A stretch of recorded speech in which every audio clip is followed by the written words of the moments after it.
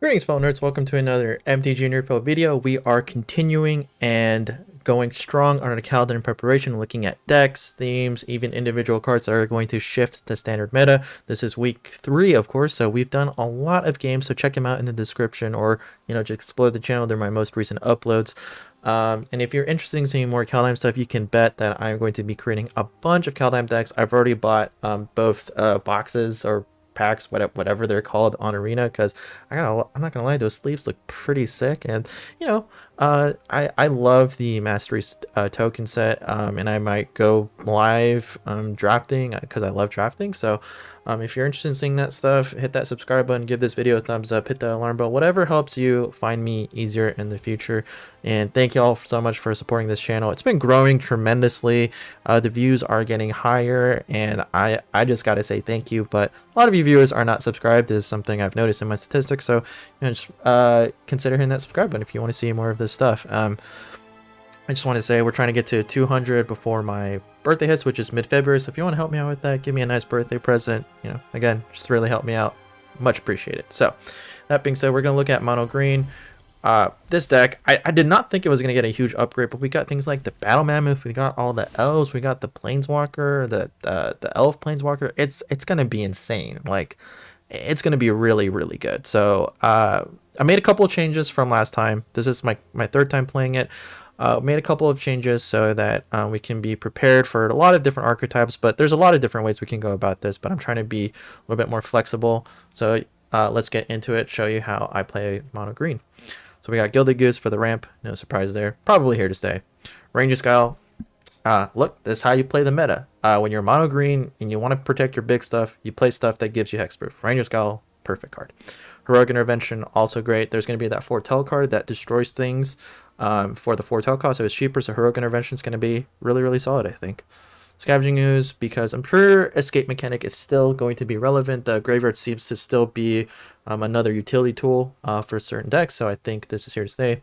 We are playing a full set of Wildborn Preservers because there's more elves, so wanting to play a full set, try to get that synergy. 2 Kazandu Mammoth for the flexibility. 3 Yorvos, 2 Garruk Unleashed, because I love Garruk. Questing Beast, 3 Vivians, playing a little bit more copies of Vivian this time around. 2 Symbiosis, 3 Great Henges, 2 Primal Mites, 4 Castles, 17 Forests, 2 Fabled Passage. Took out the Lovestruck Beast because I just thought, it kind of sits there a lot once the 1/1 gets removed, and we don't really have other ways to make 1/1s. We're not playing the Innkeeper because we're not adventurers, so it was a hard decision, honestly, because it's just a great card by itself, but I just kind of wanted to make more room and, be a little bit more flexible. So let's see how this goes. I like this hand. It's doable. It works. Turn 2 play, turn 3 play. So gonna give this a shot. Hopefully we can draw some. I'm hoping to draw a Questing Beast as well. So it looks like we're in a mono green matchup. So we've got all our lands that we'll ever need. So we're good on lands. So hopefully we can start drawing. Oh, we're playing against Golgari. Okay, drew the Questing Beast. That's nice. You know what? Let's bait out the removal. I'm okay with the. Did not have anything turn 2 either. I wonder if this is like a control deck. So let's let's just Extinction Event. So that being said, I'm gonna play the Gilded Goose because next turn we can play the Vivian. And if he wants to Extinction Event for even, I'm cool with that. And if he has a removal spell, we just Ranger Skull. Ranger Skull might be looking really solid here. Just saying. So let's see what's happening. I'm not sure if he's just, not getting. Oh, okay, he's playing the Nissa here. All right. So we're gonna get some interesting stuff going on here. So Menace Haste, pretty bad. Oh, but he taps it for the Innkeeper. Alright. That being said, I'm actually gonna hold off on the Questing Beast here. We're just gonna go full throttle. Just get rid of Nissa. So he's gonna have to sack the Innkeeper if he wants Nissa to live. Alright, I'll make that trade any day. That was probably one of my better trades, and we still hold up the Ranger Scowl. This is what I love about Ranger Scowl. He's not going to see it coming. Watch him do a spot removal. He probably might do also Extinction Event for even, which could be pretty bad. All right, well, we did predict that, so it's not too bad. But nothing to worry about here. Plays another Innkeeper. Holy moly, guy doesn't run out, huh? All right. So looks like we are gonna get 3 to the face. No big deal. We can take the 3. Okay, that was a decent draw as well. So we're drawing another land next turn. So I'm gonna do this for Vigilance. I don't think I have to worry about flyers. So it should be okay. Hold up for Ranger Scowl. Perfect. I always want to hold up 1 for Ranger Scowl. It's going to be extremely important. Vivian is going to take 3 here from the Nissa, but it's not a big deal. Once we get 2 out, we're going to look really solid. And we'll also have a Mammoth to get out too, which is really nice. So, all right, no problem. Saw this coming. Vivian's going to take 3. It's just, that is what it is. But it's not the end of the world, as long as she's still standing.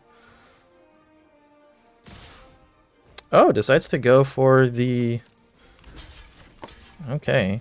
So he's going to make me use something. You know, he just sacks the Innkeeper. Not really sure what that was about. Unless he's got a way to bring it back. And he's just playing a Gargaroth here. That's fine with me. Alright, okay. So the... MTG says we're gonna get flooded today. That's fine. Beauty lies in variation.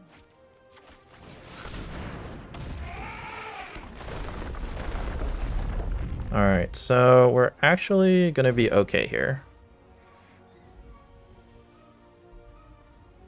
I don't think this has a... Oh, she does have a -5, which I don't know what it does. Okay, so she can bring something out with 2 extra counters. That's not like that big of a deal. We might lose the Vivian here. Actually, no, we're not. Actually, we're in perfect position because we're actually going to kill everything and hold up everything and keep all our stuff with Heroic Intervention. So that was perfect. It's probably one of our, honestly, that's actually really, really good for us. So feeling pretty good about that. Alright, so he is -5 with Nissa. That means something fairly big is coming down. Ooh, it's a big worm. That's not quite what I expected, which is unfortunate. So this might be a GG here. Okay. Yeah, and we're drawing a land next turn. Let's just scoop it up here so the opponent, you know, got pretty good cards, honestly, and I'm not going to say drew perfectly, but they had the perfect answers to what we were doing. So that was extremely unfortunate, and sometimes that's just the way the game goes. They just play stuff and draw the perfect things. I guess my mistake would be thinking that he had an Extinction Event. I played the Questing Beast and kind of stupidly lost 2 really good creatures, so gonna keep this. I know I'm not doing anything till turn 4, but maybe we will draw into some more relevant cards. I like this guy's name, Flying Pizza, and he's mulliganed, so that's a little helpful. It's a little helpful. Mulligan twice? No, I'm kidding. You never... I mean, once you mulligan twice, the game is pretty much over, so... Alright, Flying Pizza, let's see what you got. Alright, we're going first. You know, this always happens to me in Arena. I go first, but I don't get the perfect hand. When I go second, the opponent is going first, and they still have a pretty good hand against us. So, yeah, there you go, of course. Still drawing lands. No surprise there. We are in Flood City. We have all the mana we will ever need. Thank you, game. We are set for life. You may continue giving us relevant creatures. Oh my gosh, we did it, ladies and gentlemen. We did nothing for 3 turns because the game decided to give us land. So Teamer, of course, they've got a nice start now. So just gonna slam down the questing beast. Sure, he'll get countered, no problem. I'm okay with that. Didn't get countered. Alright, so here's the Brazen Borrower coming in to not take 4 damage. Wow, everything I'm predicting is completely wrong today. I don't know what is up with me, people. So maybe hardcast a Bone Crusher Giant? I wouldn't mind that, honestly, because we just slam down the Garruk and get in there for a butt ton of damage, so that wouldn't be too bad either. Could Primal Might for 0. That's not necessarily a good idea, though, if he's slamming down a Primal Giant. Oh, it plays a Storm's Wrath. Alright, that's fine. Got a double Garruk going on here. So I'm actually going to play the Garruk, not the Questing Beast.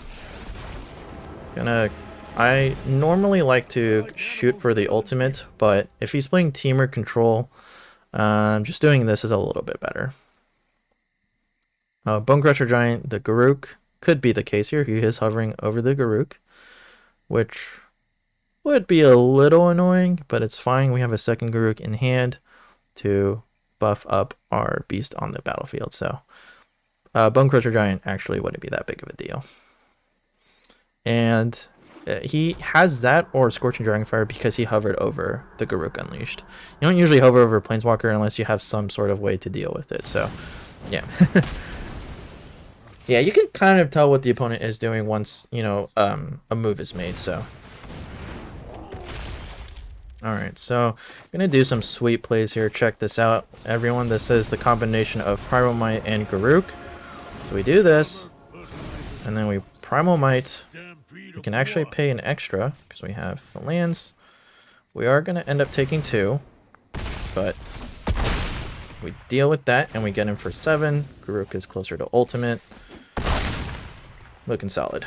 Next turn we can even play the Questing Beast, Garruk Unleashed on the Questing Beast, hold up Heroic Intervention, and then we pretty much win the game from there. So at this point, the game is ours. We didn't have the crazy start that we were looking for, but I mean, the fact that we are winning when we were doing nothing until turn 4 tells you the power level of this deck. So hoping to, you know, I wouldn't be surprised if I drew another land, just given how it's going, but hey, here we are. Okay, so gonna do this. Just what's going to be great here is that we can Heroic Intervention. Alright, well, I wonder what he's going to do. I'm very curious. He's going to draw a card. We can just offer the trade here then, and just hold back the Questing Beast and then the Heroic Intervention, which I think is the right play, honestly. Because Death Touch Trample is just, you know, that's just game over. So I'm actually going to hold back the Heroic Intervention here. Decides to create a beast token. Alright, so we end up with the better deal of that trade.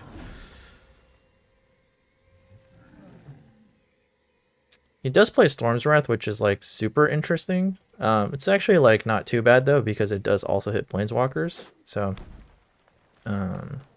might expect that to come out, but we would still have both and win the game. So either way, I think we have this in the bag. I mean, honestly, the only thing he can do is he would have to put up enough blockers to where Death Touch Trample means nothing. So I think the game is ours. I think we've got this in the bag. Let's see what the opponent does. He is stalling, I think. He's hovering, so... Whoops! You know, that's a great card. CGB put that on the map. It's a great card. It's just, unfortunately, you're not going to hit it.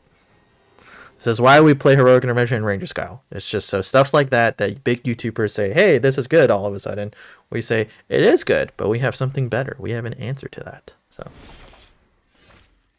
alright, so this is game, I believe.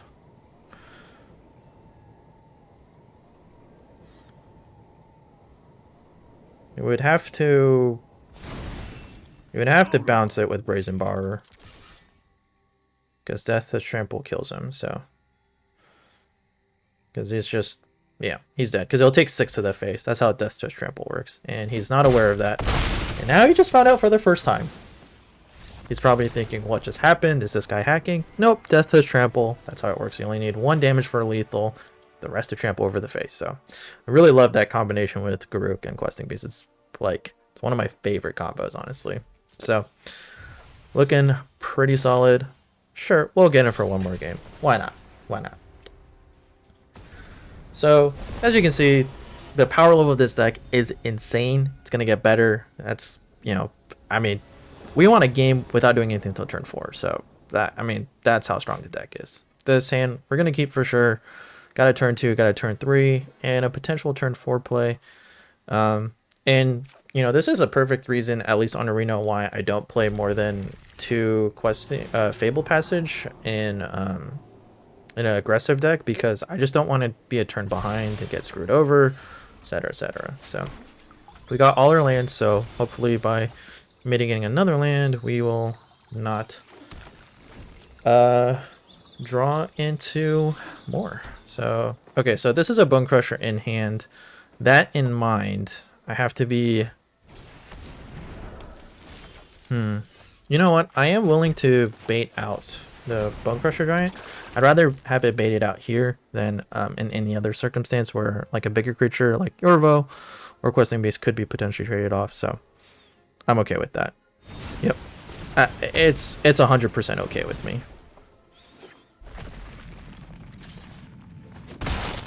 All right. Oh, we got a Garruk here, which is also really, really nice. So next time we're gonna get in there for 9. Questing Beast Yorvo combo, really, really solid all around. So, and I'm happy to make the trade, of course, with the Bone Crusher Giant, because we do have a second Questing Beast in hand. Worst comes to worst, we can Garruk and then just pump Yorvo for 8 trample damage, which would be insane. I'm gonna try and hold it off as long as I can. But more importantly, I want him to get him off the Embercleave as much as possible. So that's kind of the main goal here. Just ensure that he does not Embercleave for a cheaper cost as quickly as I can.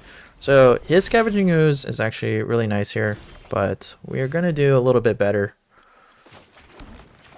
Because, I mean, the blocks here not favorable to him. He can jump block if he wants to, but decides not to, which works in our favor more than anything. Because we can Garruk next turn, just make something extraordinarily big. So this is the Embercleave. Oh, he goes for the Crone War. Okay, yep, that's slightly annoying for sure, but not the biggest problem in the world. Yeah, ever since Merchant put a Crone War on the map, been seeing it everywhere, left and right. Okay, so we're gonna end, so our Yorvo is gonna end up dying. That's important to note.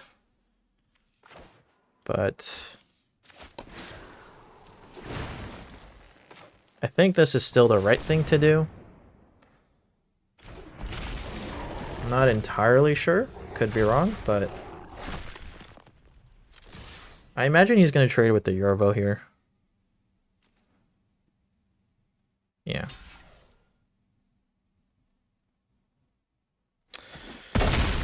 Yep, it is the right play. It's the Yorvo that gets bigger.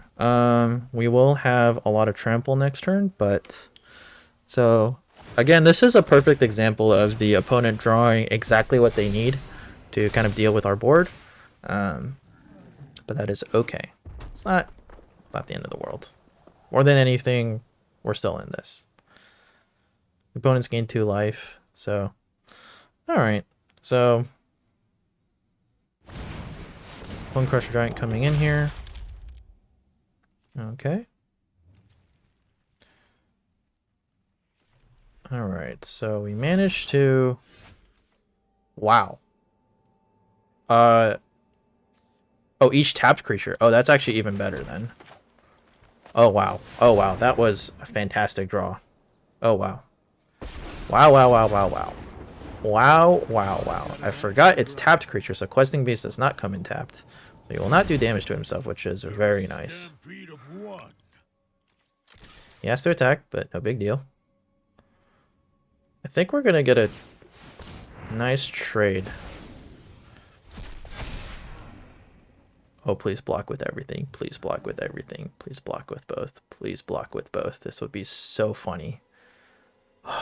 Guys, Heroic Intervention is going to look really good once again if he double blocks. Please double block. You have no reason to think I have Heroic Intervention. You have no reason to think I have Heroic Intervention. No reason to think I have Heroic Intervention. You have no reason to think I have Heroic Intervention. Guys, here we go. Here we go. This is it. This is it. Holy moly. Guys, that was... Didn't matter that he had the perfect answer. We answer back with the better cards. Heroic Intervention. That's what it's about. This game is ours. There's no way that this can... Oh, I was going to say there's no way this can go wrong, and then he played that. So I might have gone a little too cocky, but that's okay. That's okay. That's okay. We're still in this. Definitely not out of it. Oh my god. Oh. This is the first time I've drawn this well, let's be real. So 5, 6, 7, so we can do this for 6. I mean, look guys, sometimes I gotta get lucky too, okay? I'm allowed to get lucky too, okay? Like the first game, the guy got extremely lucky. I'm allowed to get lucky, so. Oh. We build the deck, guys. We prepare for the worst of the worst. Heroic Intervention. Guys, I'm telling you, Heroic Intervention. It's the best card in the game for Mono Green. So play it in your decks. This is how we do it. Oh, man, that's just a great way to end the video. Hope you guys enjoyed that. Hope you guys are ready for Kaldheim. I'm ready. You'll be seeing the next 2 videos. Again, finishing off week 3. So again, if you're not subscribed, hit that button down below. Give the video a thumbs up. Hit that alarm bell. You know what to do. You're going to see fun stuff like this on the channel. That's what this is all about. We play the off-meta decks that actually beat the meta deck. So that's what we do. So right now, up top, YouTube is showing a video of my most recent upload. Could be anything. Probably me playing Magic, but could be anything else, honestly.